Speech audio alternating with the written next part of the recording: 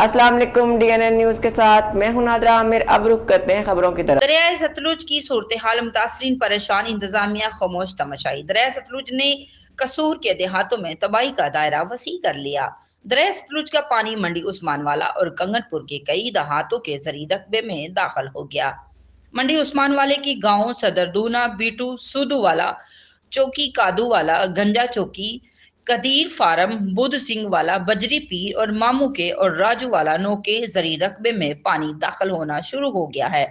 دریائے ستلج کی تباہ کاریاں پہلے ہی درجنوں دیہات اور ہزاروں ایکڑ رقبہ اپنی لپیٹ میں لے چکا ہے۔ سیلاب کی وجہ سے متاثرین کو کروڑوں کا نقصان ہو رہا ہے۔ ضلع انتظامیہ ریلیف کیمپ کے نام پر خاموش اونچے ٹیلے پر بیٹھ کر تماشا دیکھنے میں مصروف۔ گنڈا سنگھ کے مقام پر اس وقت پانی کی سطح بلند ہو کر 22.50 فٹ تک پہنچ چکی ہے۔ گنڈا سنگھ کے مقام پر پانی کے بہاؤ میں مسلسل اضافہ ہو رہا ہے۔ پانی کا اخراج 2,22,000 کیوسک تک پہنچ چکا ہے۔ مزید درجنوں دیہات زیر آب آنے کا خدشہ ہے۔ اسسٹنٹ کمشنر اس صورتحال میں بے بس ہیں۔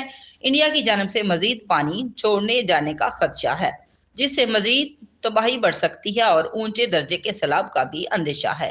اسسٹنٹ کمشنر متاثرین کو ریلیف دینے میں بری طرح ناکام ہو چکا ہے۔ متاثرین اپنی مدد آپ کے تحت جان بچانے کے لیے ذاتی بیڑیوں پر پانی سے باہر نکلنے کی کوشش میں مصروف ہیں۔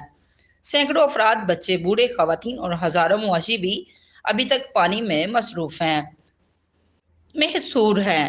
رپورٹ سید شوکت کاظمی، DNN نیوز، چونیا۔ اب تک کے لیے اتنا ہی۔ مزید جاننے کے لیے ہمارے ساتھ رہیے گا۔